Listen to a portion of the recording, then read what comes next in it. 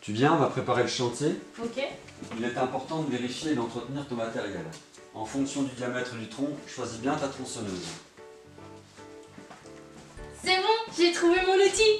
Tu dois te protéger et porter tes EPI. Attendez, là vous voyez Constance souffler, mais c'est important de se protéger. Les EPI, équipements de protection individuelle, servent à réduire ou éliminer les risques. En forêt, il est donc capital d'en porter, et particulièrement lors de l'abattage d'un arbre. Allez hop, on retourne à la préparation du chantier. Viens, je vais te montrer ce qu'on va faire. On va se rendre ici pour abattre un mélèze.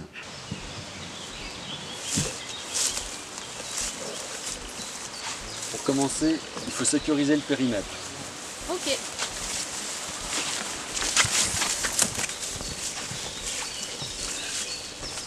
Il est bien comme ça le panneau? Tu l'as posé à l'envers. Mais c'est pour entretenir la souplesse du cou. Comme ça, tout le monde pourra être informé. Allez, va chercher les casses. Petite précision qui a son importance, les panneaux doivent être bien accrochés à un arbre et non juste posés. Là, c'est la zone d'abattage. C'est la zone dans laquelle personne ne doit se trouver. Elle un représente un champignon. demi-cercle de 180 degrés. Regarde, un champignon. Pardon, tu disais quoi? Je disais qu'il ne fallait pas se trouver dans la zone d'abattage. De même que la distance de sécurité est égale à au moins 2 fois la hauteur des arbres. 2 fois? Mais c'est énorme. Donc, dans la direction d'abattage de l'arbre, on va préparer ce qu'on appelle la place d'abattage. C'est l'endroit où l'arbre va arriver. Ah, je l'ai. Ok. Ouh là là, le formateur vient de donner pas mal d'informations. Là, il est en train de préparer l'arbre à son abattage. Pendant ce temps, moi, je vais en profiter pour te donner quelques détails supplémentaires. Les chemins de repli doivent être parfaitement nettoyés. Ils se trouvent à l'opposé de la direction de chute de l'arbre, soit à 45 degrés de part et d'autre du tronc. À quoi ça sert? À te permettre de reculer en toute sécurité, sans trébucher, car tu dois regarder en l'air pour parer à toute chute de branche. La direction de chute, elle est choisie en fonction notamment du penchant naturel de l'arbre, du poids de ses branches et de la place disponible au sol pour l'accueillir. J'espère que tu as bien tout compris. Hop, on retourne dans la forêt pour suivre les explications du formateur aux côtés de Constance.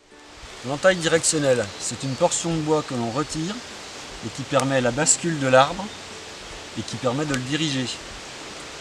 Elle est composée d'un plancher, d'un plafond orienté à 45 degrés et le plancher et le plafond doivent se rejoindre parfaitement. Afin de préserver derrière, on verra la charnière, une portion de bois qu'on doit conserver. Donc ces deux traits doivent se rejoindre. C'est parti pour l'abattage de l'arbre. Je prends le relais parce que sinon tu ne vas rien entendre. C'est un peu bruyant une tronçonneuse. On comprend mieux pourquoi les protections auditives sont obligatoires. Le pouce bien refermé sur la tronçonneuse, tu dois maintenir ta colonne vertébrale la plus droite possible. Éviter les mouvements de trop grande ampleur et les charges trop importantes.